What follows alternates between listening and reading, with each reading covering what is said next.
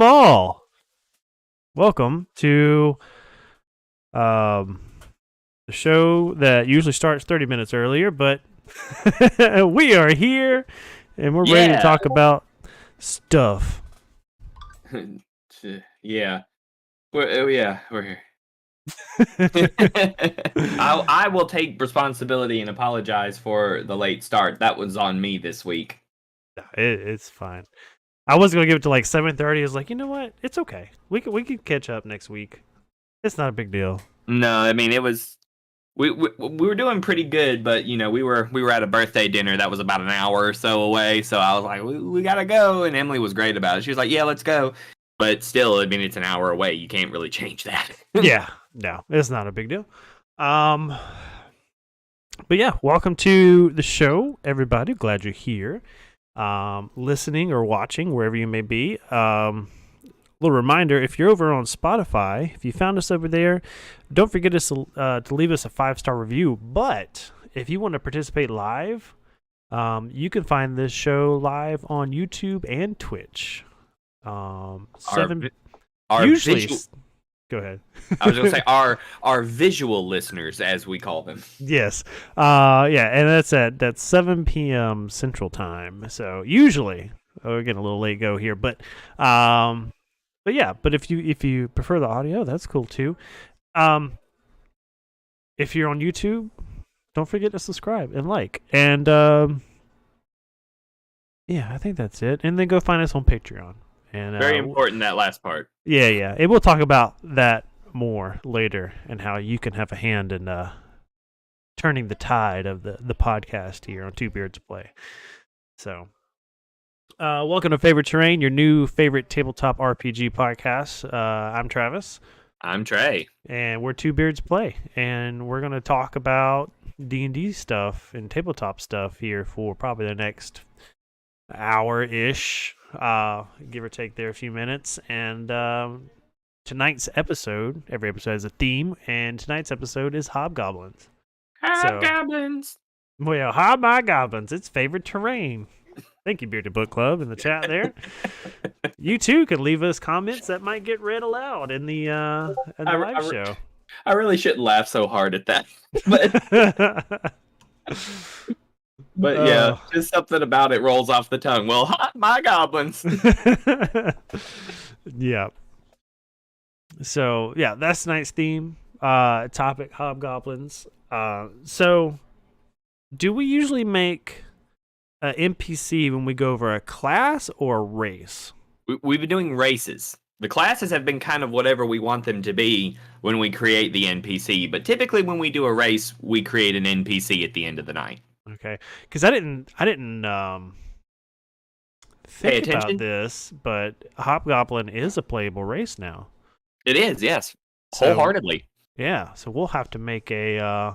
So once again, just like we did with centaurs and the other ones, we're talking about the player race, not the monster. Well, we can talk about both of them. Well, yeah, we'll talk about both. Yeah, we'll talk about both of them, but there is a clear distinction between the monster of these certain races and the playable race, which technically they are the quote-unquote same thing lore-wise, but we have noted there are distinct differences.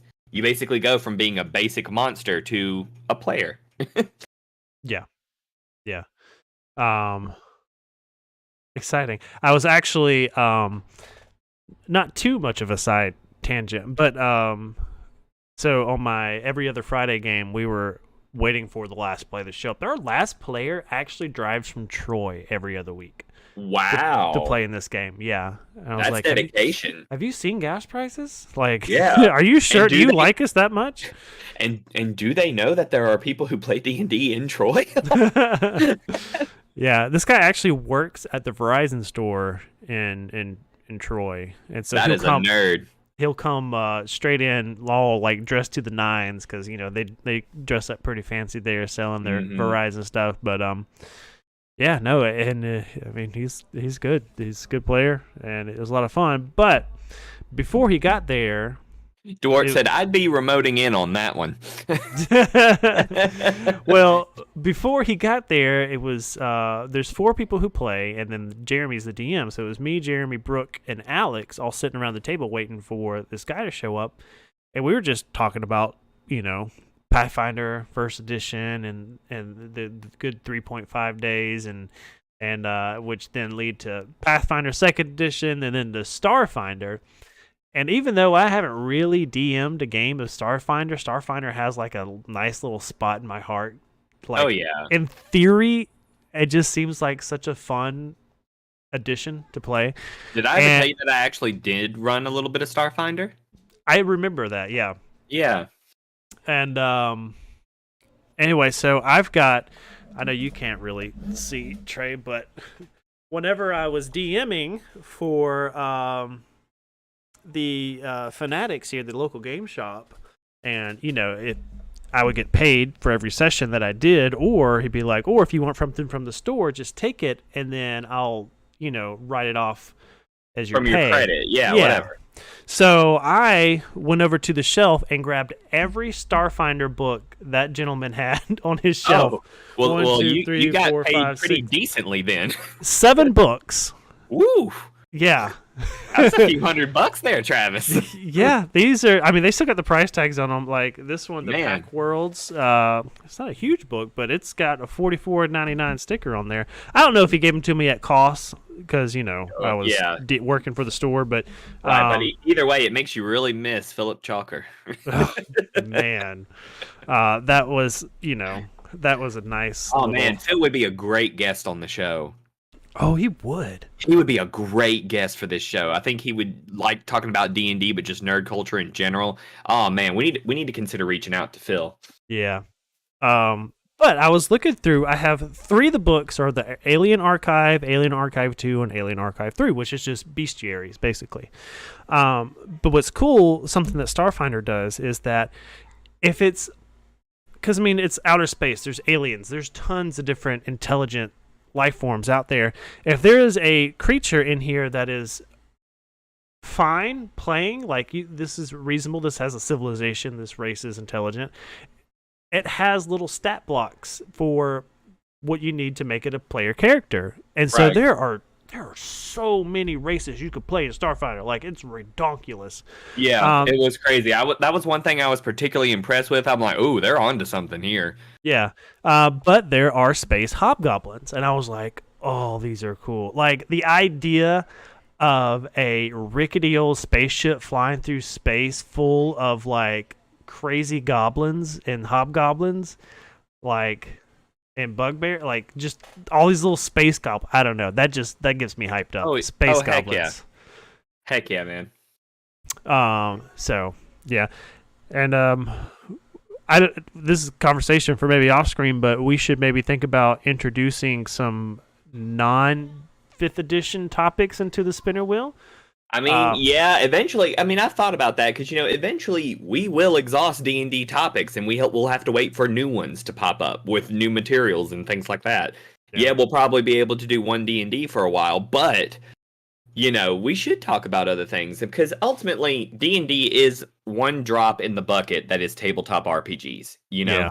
Yes, it was it is the all-father of tabletop RPGs. Like, it started it all, but we can talk about the rest of the pantheon. We can talk about Pathfinder. Pathfinder has a very big place in both of our hearts. That's how we became friends, is over a Pathfinder game. Yeah. And then Starfinder and all these other different things. I've got so many weird RPGs that I've wanted to play before.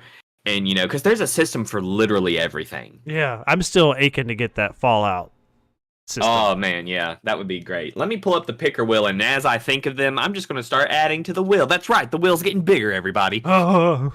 It's scary to think about. Yeah, so hobgoblins. Yeah, so initially I was just thinking of the bad guys, which hobgoblins, goblins, bugbears, that whole group of enemies. Like, I love the I want to say cliche, but it kind of is, though. If it you're kind going of the way is. I think you are. Most games, okay, it's very rare that your group is going to get from level 10 and beyond. Like, you got to put in the time and the work for your players to get to that level. Most of the time, you're going to play some sessions. If you start from level 1, you're going to go from like level 1 to 4 maybe, or if you start even at level 3, 5 to 6 maybe. I don't know. But these are like lower level enemies that you just see a lot of. Like, Hmm. how many people have stories of fighting a village of goblins versus how many people have stories of fighting like an astral dreadnought or a dragon, you know? Yeah. Yeah. Um, and so if there's just something easy and there's just something fun about throwing of a couple squads of goblins, some hobgoblins at the person and have them run through a cave system and just clean it out. Like I love these low level. Hobgoblin is for the monster is a CR 1/2 Yeah, they are not challenge rating. scary at all. No, no, not at all. Um, and then you have a couple variants. So you have the Hobgoblin, you have the Hobgoblin Captain. He's a CR3. He's a little bit more Ooh. serious, um, and comes with some more abilities. Obviously, since with the CR change, the most notable one here is leadership, and this is an ability that recharges after a short or long rest. For 1 minute, the Hobgoblin can utter a special command or warning whenever a non-hostile creature that it can see within 30 feet of it makes an attack roll or a saving throw. The creature can add a D4 to its roll, provided it can hear and understand the Hobgoblin. A creature can benefit from only one leadership die at a time. This effect ends if the Hobgoblin is incapacitated. So, and again, that's called leadership. So you got the Hobgoblin Captain in there with all his little minions, and you could just have him up there barking commands to help. You got a Hobgoblin Devastator, and I'm not sure the lore behind this, but the Devastator is categorized as a Fae, not a humanoid, as the other. Other Hobgoblin is. Yeah, it Right. is interesting. And they do look slightly different, you could argue. But And yeah, I don't know where that comes from either. yeah, and maybe because this is the only Hobgoblin, or maybe the first Hobgoblin that introduces spellcasting as far as a monster goes. Yeah. Let me switch over here to Well, screen you share. could argue that all goblinoids are essentially fake creatures themselves. Because that goes back to like real world mythology, with like fairies and goblins and trolls and all those different kinds of things. They all kind of get lumped together, but they are typically fairy quote unquote creatures. Yeah, let's see. The Hobgoblin Devastator is a CR4.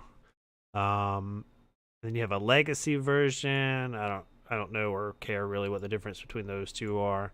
Um, and then a Hobgoblin was this one, Iron Shadow. So Yeah, this those is are more of weird a looking. roguish type. Looks like you Also have, categorized as fae. yeah, and the picture here Yeesh. is yeah, Like it uh, looks like the stuff of nightmares. yeah, yeah. And I mean, the male ones don't look that rough. No, like I'm pretty sure there's this is some, I think there's this is some, supposed to be a woman, yeah. I was gonna say a female hobgoblin. the jowls here Oof. are rough. That, that, that's where she keeps her M&Ms. Her jowls. Yeah. Oh, look here. I haven't read this. Goblinoids of the Feywild. So this probably answered the question I had about. Let's see. The goblinoid peoples, goblins, hobgoblins, and bugbears, first appeared in the Feywild millennia ago, and they reside there until the god Magala conquered them. Then they then spread throughout the multiverse, with many of them ending up in the worlds of the material plane. Most goblinoids encountered on those worlds are members of families that have been away from the Feywild for centuries, and over time, those lineages have become humanoid. Fey goblinoids who still bear the magic of the Feywild are rare on the material plane, but not unheard of. Hobgoblin devastators, for example, of are examples of such Fey folk, as are Hobgoblin Iron Shadows and Nilbogs. Ooh, what's a Neilbogs. Do you know what's unique about Neilbogs? Oh, they look fun. What?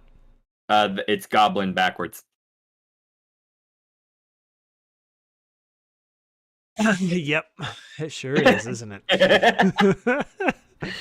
Yeah, I mean, I wasn't trolling you. Nilbogs are just reverse goblins. Wow. I did know somewhere in old D&D lore, I don't know if it still carries on, but I also believe that the goblin god, quote unquote, is called Nilbog, and it is goblin backwards. Um, but yeah, I always thought that's funny whenever I see Nilbog. I'm like, oh, reverse goblins. Oh, that's funny. That's funny. Um, but yeah. So I forget which book. I'm thinking it's I'm not going to guess. Do you know which book they introduce hobgoblins as a player character race? I've got the race pulled up right here. Let me actually see, because it usually tells you what book it comes from. Yeah. It came from. It says it's technically this new one is under Mordenkainen's Monsters of the Multiverse, but the Hobgoblin Legacy. Let me find that real quick. That's Bugbear. Hobgoblin Legacy comes from Volo's Guide to Monsters. That's right. So both monster source books, but each one of those books Volo's Hobgoblin. like introduced new monster races for player races, and then Monsters of the Multiverse kind of just consolidated it all together. Yeah. See, this guy looks so civilized. I know, like the modern day hobgoblin is not the hobgoblin of yore, sir. Like I wouldn't mind if that jaunty fellow was in my party, No. especially No. with that wicked axe he's got. Oh, that's got a blade on the end of it. Yeah, it's his axe, bruh. See, when I think of bard weapons, that's what I think of right there. Instruments with blades attached to them. That's awesome. That's fantastic. All right. I'll zoom in here. Hobgoblins. Hobgoblins trace their origins to the ancient courts of the Feywild, where There you go. they first appeared with their goblin and bugbear kin. Many of them were driven from the Feywild by the conquering god Megablugubit, who... Hold on, let me say it once. Where is it? Where are you looking? I could probably do it. I'm just not trying. No, I am, but I know, but this is kind of my thing. Many of them were driven from the Feywild by the conquering god Maglubiet. Maglubiet. Maglubiyet for our audio listeners. Yep. Who marshaled them as soldiers, but the Fey realm left its mark. Wherever they are in the universe, they continue to channel an aspect of the Feywild's rule of reciprocity. Yeah. Okay, which creates a mystical bond between the giver and the receiver of a gift. Ooh, what is this bit of lore that I'm coming to learn about? I know, isn't that so cool? On some worlds, such bonds lead hobgoblins to form communities with deep ties to one another. In Eberron and the Forgotten Realms, vast hobgoblin legions have emerged with ranks of devoted soldiers famed for this unity. Hobgoblins are generally taller than their goblin cousins, but not quite as big as bugbears. They have curved, pointed ears and noses that turn bright red or blue during displays of emotion. Oh! See, you had no idea that hobgoblins did that, did you? No, I love that bond aspect. I know, isn't that really cool? And this is why I encourage people. And whenever I'm sitting down and people are creating new players, I encourage them. Y'all look at the race stuff. Like, look at everything. Don't just assume you know it. Because if you're just like, I'm playing a hobgoblin, and you don't look at that, you just missed out on so many character things right there in like two sentences. Oh, come on. There we go. Travis either passed a kidney stone or picked up a dog. I picked up the baby. There you go. All right, let me see if I can scroll and father a dog. No. Okay. Let's scroll down. That's generic text. character type, you're a humanoid, but are also considered a goblinoid for any prerequisites or effects that require you to be a goblinoid. You're a medium, walking speed is 30, you have dark vision, you can see in dim light within 60 feet of you as if it were bright light, and in darkness as if it were dim light. You discern colors and that darkness only as shades of gray.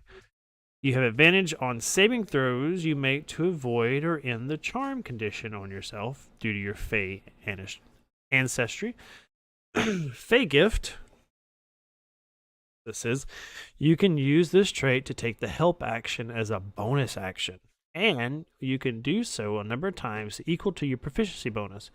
You regain all expended uses when you finish a long rest. Starting at 3rd level, choose one of the options below each time you take the help action with this trait. Hospitality. You and the creature you help each gain a number of temporary hit points equal to 1d6 plus your proficiency. This is awesome. All right. This I is didn't really know cool. any of this. Passage. You and the creature you help each increase your walking speeds by 10 feet until the start of your next turn. Spite.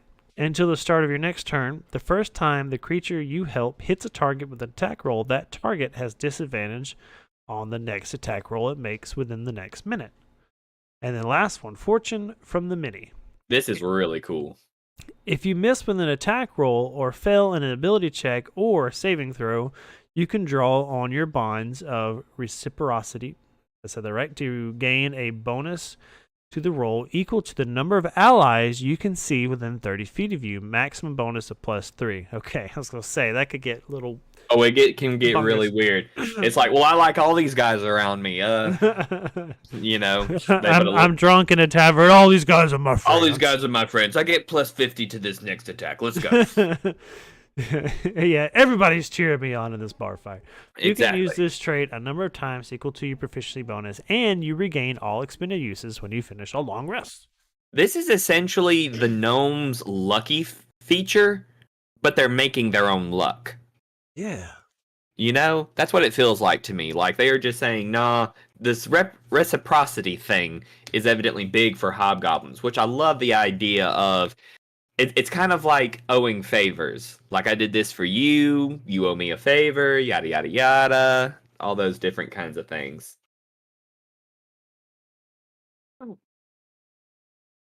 Okay, so the bonus.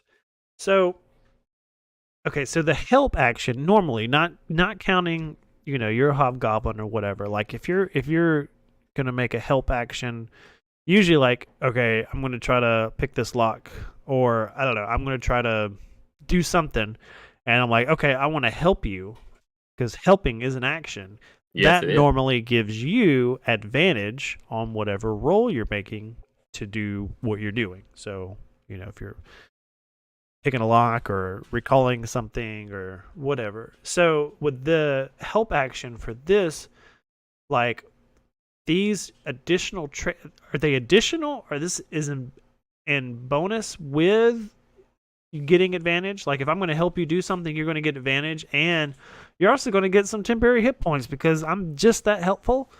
Like it seems. I mean, otherwise it's not really a bonus to me. It's you're doing this instead of this. But if you get the help action and this, because it says you can use this trait to take the help action, yada yada yada. Starting at 3rd level, choose one of the options below each time you take the help action. It doesn't say in lieu of the advantage. Right. It just says each time you take help, which in itself implies advantage. Right. Well, it says each time you take the help action with this trait referring to the Fey gift, meaning you're using your help action as the bonus action. Because normally help action is just a full action, but hey, I'm going to use help as a bonus action, and since I'm using my Fey gift, you get this little extra on top. Right, but if you somehow run out of these and you just take help as a standard action, you don't get the Fey gift thingy, is Correct. What I'm understanding. Correct, yes. So there is stipulations, and we know when it comes to Fey creatures, the fine print is important. Yeah, and that's it for Hobgoblins. I'm kind of curious what the legacy says. The version, the other version. Yeah. Well, they just got all the lore text here. Oh, ranks, status, title. Okay, blah blah blah. Yeah. Speed, stark vision, martial training. You're proficient with 2 martial weapons of your choice and with light armor. I think that's different. Saving face, hobgoblins are careful not to show weakness in front of their allies for fear of losing status. If you miss with an attack roll or fail an ability check or a saving throw, you can gain a bonus to the roll equal to the number of allies you can see within 30 feet of you. Okay, so they've kind of kept that same idea but changed its it. And usage. these legacy traits kind of feel more like the goblinoid hobgoblins. The player race is really the fey hobgoblin. I If agree.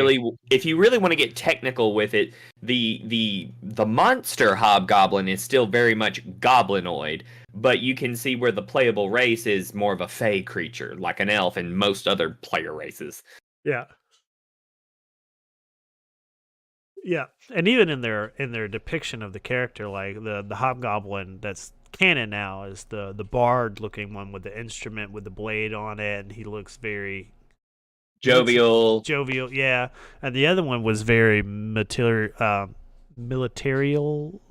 whatever that word is. Militaristic. Yes, that one. And it even talked about in the little the lore text about ranking and what ranks your hobgoblin can have military wise. Mm-hmm. So yeah, I think that's a good description of this one. This is more of a Fey centered. I do like his samurai cover though. That's pretty dope. Yeah, yeah, yeah. That's a good character art. I love the text of like his nose changes colors when he's like showing strong emotion. Like that's Oh yeah. You imagine he comes across an NPC girl that flirts with him, and his nose just turns like this bright blue color, and he's just like, It's the anime equivalent of the nosebleed thing, like. Yeah. Have you seen that animated movie Home with the boobs, the aliens that come in and I guess. Wait. Yes. yes, they Yes, I change did see color that. when they lie and have different Yes. emotions and stuff. Yes, I do remember that. Yeah. Hobgoblin. Keep clicking the little speaker thing that says the name out loud. Well, I'm sure it's coming across for the Yep. visual listeners. Yeah. Which critical role person is it? Hobgoblin. I think that's Marsha. Marsha, whatever. her name is. Marisha? Marisha? That one, Yeah. yeah. It's female, Yeah, and I don't think it's Laura. Yeah, Marisha is married to Matt Mercer. Fun fact. There's your useless bit of trivia that everyone in the audience already knew. Anyway. Right. Oh man. Yeah. All right. Well, Well, I mean, that's hobgoblins. Yeah. I'm like we say it every time we do one of these, but I'm like I learned something. You know, like this Oh yeah, little for bit real. of this little bit of lore flow we've gotten for hobgoblins is pretty dope. I like it. Yeah. But now we make an NPC. yes. And I'm feeling the going off that character art. I'm feeling the bard. I don't know if Make us a bard. I'm down for it. I don't think Yeah. we've made a bard, have we? I don't know. I don't know. Hobgoblin. I'm just kind of looking over them, make sure I didn't want to. Anything else? Did I mention the warlord? There's a hobgoblin warlord. He's CR6. That's the highest CR one. I don't think Yeah. I mentioned him, but But he's also of the goblinoid hobgoblins, not the fey hobgoblins. right. Yeah. All right, so let's do characters. How many characters do we have? 17. Oh yeah, we got a butt ton. Yeah. And I haven't made Oatmeal and Waltzer into NPCs because we said we were going to use them for the other thing. Yes. Yes. Which, I mean, if people want to use them, see, that's a... Yeah, but I want us to use them first.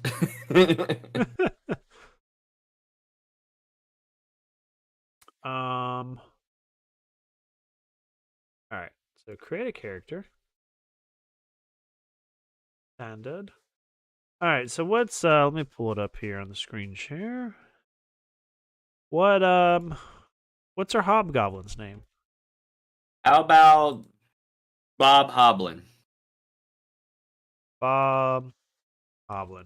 Oh, Bob you know what? Hoblin? I feel like he would spell it that way. Bob Hoblin the Hobgoblin. Oh God, I just saw it. I had caps locks on. Yeah, Bob Hoblin the Hobgoblin. All right. In upper circles, it is Robert Hoblin, attorney at law. That's funny. That would be great if we made him a bard, but he's like adjudicator. All right, so we're gonna do hobgoblin. There we go. Choose the race. Nothing to do there. Bloop bloop. All right, so we're gonna go with bard. Add class. At what level? I know I ask this every time. We always do 5. 5. All right, so let's do proficiencies. Oh, all the musical instruments, Trey. All the instruments. You know what? I want bagpipes. Bagpipes will be one of them. Get it? He's now Scottish. He comes from a very far off land in the Feywild. Pan flute's always a safe bet. And then we'll do a dulcimer. Yeah. All right, so what 3 skills, let's see, should we be proficient in as a bard? Performance, obviously. Mm-hmm. What we want? Charisma-based stuff? We want to do persuasion? I think persuasion would be a good one. Yeah. And then we have intimidation and deception, I think are both charisma-based. Deception might be good. Yeah. What about insight? Insight? I think, yeah, that would be a good one. We'll do insight. Okay. All right. Robert Hobman, attorney at law. All right, our Bard College. Oh. Where did we pass the Bard exam? Oh, right.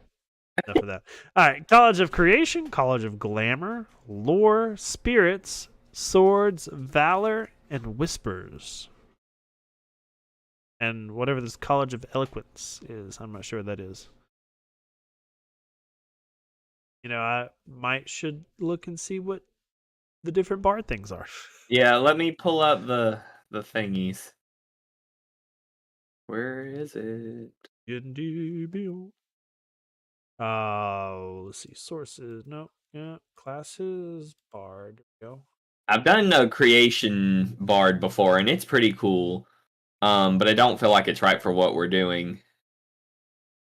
College of Eloquence. Adherents of the College of Eloquence master the art of oratory. Persuasion is regarded as a high art, and a well-reasoned, well-spoken argument often proves more persuasive than facts.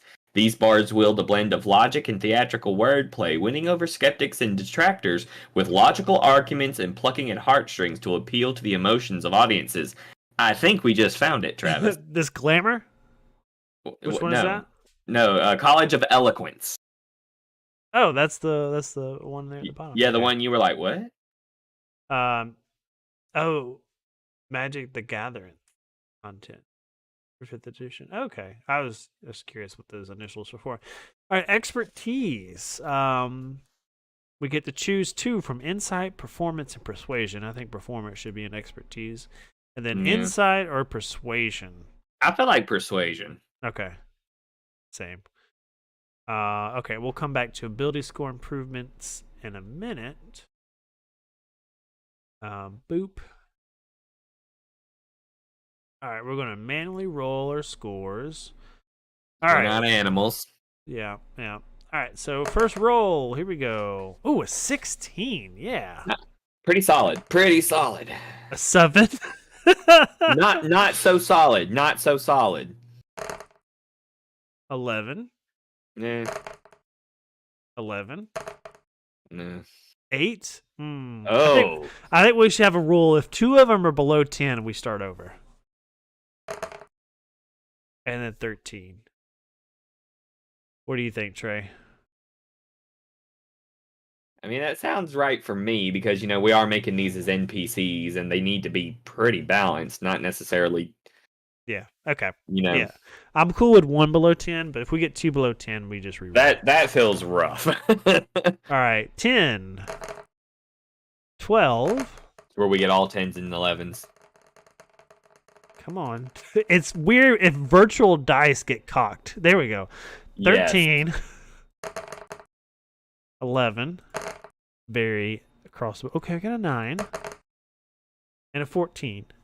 All right. Well, see, this feels a little bit more spread out, but he's not awesome at anything. No. Maybe he's just a first-year graduate from Bard College and he's trying to get established in the world. At level 5.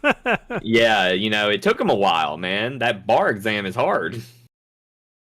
All right. You basically just have to convince them to let you graduate. Okay. Oh, that's canon in my world now. If you're a bard of the College of Eloquence, your exam is simply just your whole college experience is just trying to get the board to agree to graduate you, and you can argue it as many times as you want, but they always have the right to go, nah. Yeah, I like that. All right, so our highest one's going to go in charisma. I would hope so. 13 is our next. Which one do you think should go in the next highest? I'm leaning Dex or intelligence. Yeah, I'm thinking more intelligence. Okay. And then Dex would be our next highest one. I feel like if he's going to use something, it's going to be like finesse weapons. Oh yeah, very light finesse weapons. Okay. Our next highest is 11. I feel like that should go into con. Yeah. And then strength. And then 9 is going to be wisdom. Or should just... I feel like it should flip the other way. The low one should be in strength. Okay. Could do that. All right. Apply ability scores. There you go. All right. So let's go back down to ability score improvements. We're going to go ability score. All right, so charisma. What was it? It was 16. Do we want to put them both into that and bump it up to? Wait, what was it? Was it 16 or was it? It was 14. It was 14. I would say do that just to get it to 16. Okay. Okay. All right. So there we go. Boop. Ooh. Poor guy's getting no bonus to his HP from Constitution. I know, that hurts. It hurts a lot. Well, we could change that. No, it's fine. No, what I'm saying, we've got ability score increases from level 4. Which, let's see, what do we got even in odds here? Strength is odd. Constitution is odd. That's it. So whatever we could do. We could bump strength and con up because he's taking a -1 in strength right now. All right, we'll do that. So, yeah, we'll just get them all on a good even playing field. Constitution will get 1. Strength will get 1. And what do you want to bring up for the last one? Do you just want to bring the charisma up to 17, even though it doesn't change anything yet? That'll prime him for a boost later on. Yeah. There we go. All right, and that gives them a little bit more hit points. All right. Next here, languages. Let's see. Well, he's got common and goblin. What about was it Sylvan? Since he's Fayish, you want to make him that Fey? Well, I'm thinking if he's more of a lawyer type creature, Oh yeah. wouldn't it behoove him to know like whatever devils speak? Because aren't they the ones that are big on contracts? Abyssal. Abyssal, maybe. I think that one would be good. Okay, I'm cool with it. All right, background: acolyte, anthropologist, archaeologist, astrologist, athlete, charlatan, warrior, entertainer, faceless faction, agent, failed merchant, far traveler, folk hero, gambler. Oh, inheritor, investigator, knight, lorehold student, mercenary veteran, noble, outlander, pirate, plaintiff. What is that? Hold on, what is that one? Sure, accidents happen, but they seem to happen an awful lot when Acquisitions Incorporated operatives are on the Oh scene. God. Naturally, nothing ever happens when there are no witnesses left behind, but sometimes one casualty is left a little less than dead, just waiting to discover what a lucky break that accident really was. You are a victim of a legal incident. No. Oh, that's funny. Oh my God. Rival intern, shipwright, scientist, smuggler, soldier, merchant. Oof. Yeah, I don't know. You can go investigator again. Mm, You relentlessly seek the truth. Perhaps you're motivated by belief in law and a sense of universal justice. I mean, that's kind of yeah, but we haven't said that he's a good lawyer. well, motivations and abilities are not the same thing.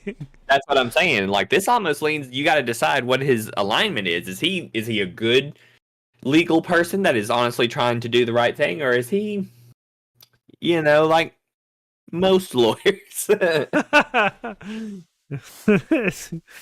Oh, I don't know. I don't really know what to do for background. Me either. What's the acolyte one? You have spent your life in the service of a temple, a specific god or pantheon of gods. Yeah. Um.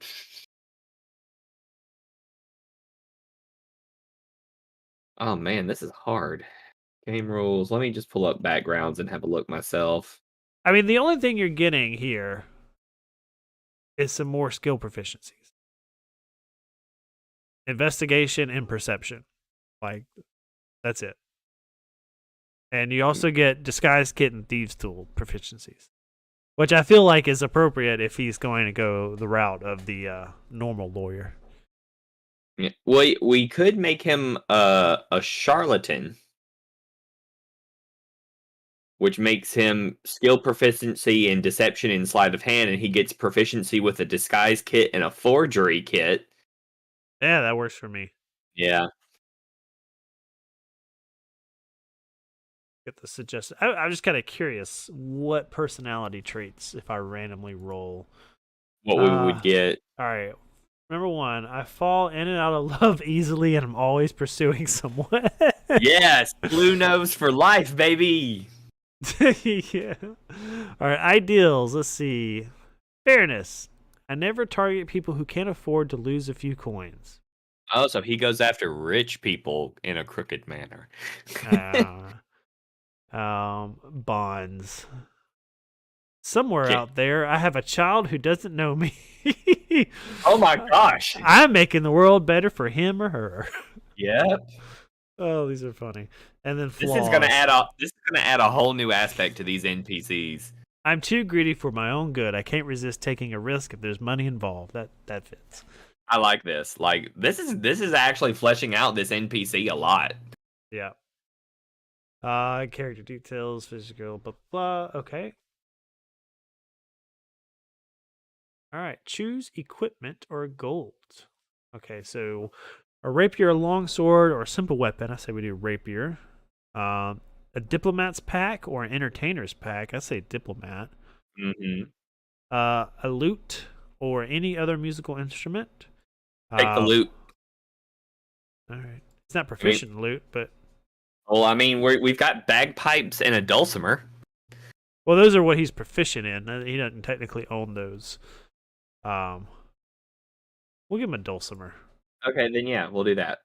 Leather armor and a dagger, a set of fine clothes, a disguise kit. Let's see. All right, 10 stoppered bottles filled with colored liquid, a set of weighted dice, a deck of marked cards, a signet ring of an imaginary duke. Which one of these options do you feel like? Oh man. If he likes taking a chance and winning money, I would say either the marked cards or the weighted dice. All right, we'll do weighted dice. Okay. And a pouch containing 15 gold pieces. All right, and then we equipped. There we go. View character sheet. All right. There he is with his 12 armor class. Bob Hoblin, the Hobgoblin, attorney at law. Yeah. Yeesh. This is just seeing those stats. 0-1-1-1-1-0-3. Yeah. This went from me feeling like he's like the outlier for hobgoblins, like the nice hobgoblin who's just like charismatic, to just a very greasy lawyer guy. He's sleazeball. Yeah. Oh, Bob Hoblin, the hobgoblin. Love it. Yeah. Well, all right. Be on the lookout for Bob Hoblin, the Hobgoblin, attorney at law, for your next campaign. All right. Well, I think we're at that point where we can spin the picker wheel. Picker wheel. Send her on over, Trey. Let's see. Share link. Copy. Do over here. You figured by now I would know to have this ready. Right. You know. I need to switch because I'm still under the wrong profile. Here we go.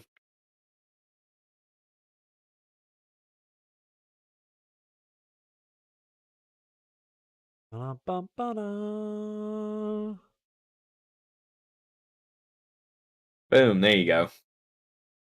Right, let's pull this up. Then back over here. Ooh, the picker wheel, not sponsored by Lowe's. And then we spinning. What did we get? What will we get today or next week? Infernal machine rebuild? What is that? That's a good question. Hold on.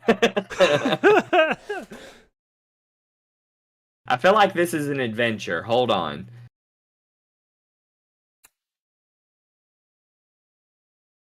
I have no context for that in my brain. Travis is so lost. He's like, what's happening? Oh,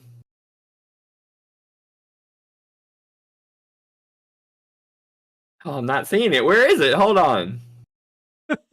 Is it a D&D Beyond thing? Oh, no. Here it is. Yeah. Infernal Machine Rebuild. Oh, this is an adventure supporting Extra Life, that nonprofit organization. It says the tagline says, "Travel through time to collect the missing components of Lum the Mad's infernal machine." So it's an adventure. All right. Cool. Well, we will all find out about this next week. Yes, we will learn a lot next week.